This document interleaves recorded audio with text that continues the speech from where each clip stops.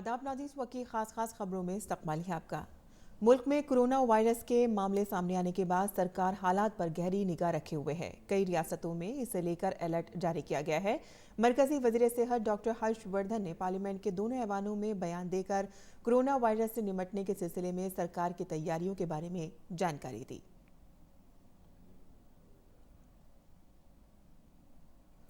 वज़ीर सेहत ने कहा कि भारत सरकार ने कोरोना वायरस से निपटने के लिए 17 जनवरी को ही कोशिश शुरू कर दी थी, जबकि आलमी सेहत तंजीम ने इसके काफ़ी बाद अलर्ट जारी किया था। उन्होंने कहा कि वज़ीर आज़म कोरोना वायरस की सूरत हाल की खुद निगरानी कर रहे हैं।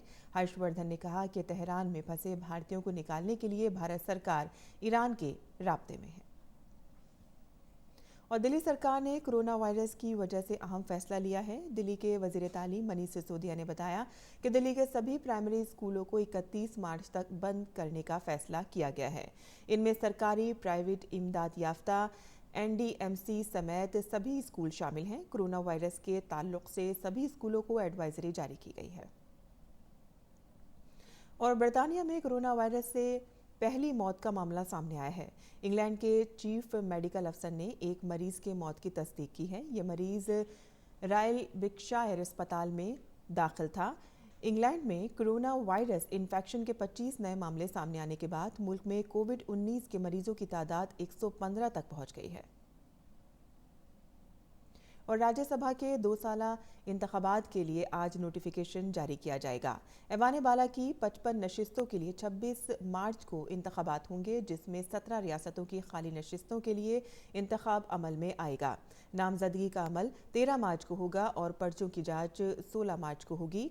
पर्चा वापस लेने की आखिरी तारीख 18 मार्च है। इंतखाबात खत्म होने के बाद 26 मार्च की शाम वोटों की गिनती होगी। ज़्यादा से ज़्यादा 7 नशिस्तें महाराष्ट्र में खाली हैं।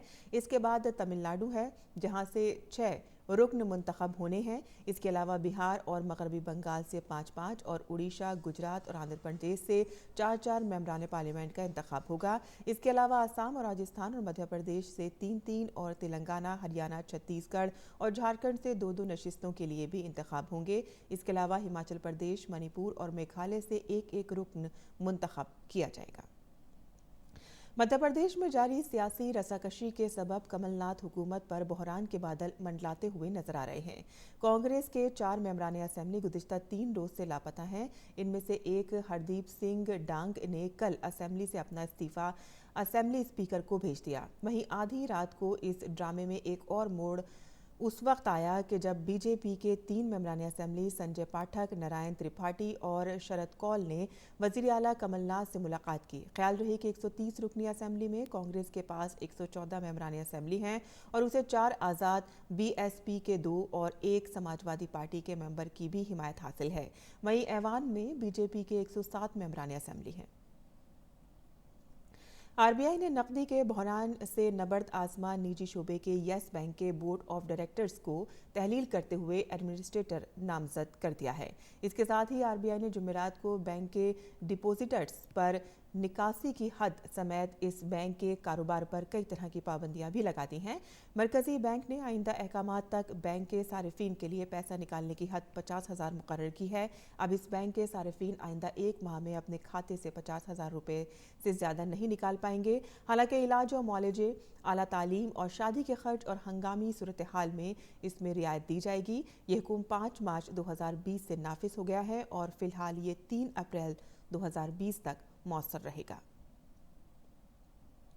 वज़ीर खेल किरेन रिजिजू ने खतरनाक कोरोना वायरस के बढ़ते मामलों के सबब जुमेरात को मुल्क के खिलाड़ियों को आगाह करते हुए उन्हें ज़्यादा एहतियात बरतने का मशवरा दिया है। उन्होंने कहा है कि लोगों से मिलते वक्त ज़्यादा करीबी राब्ते से बचना चाहिए।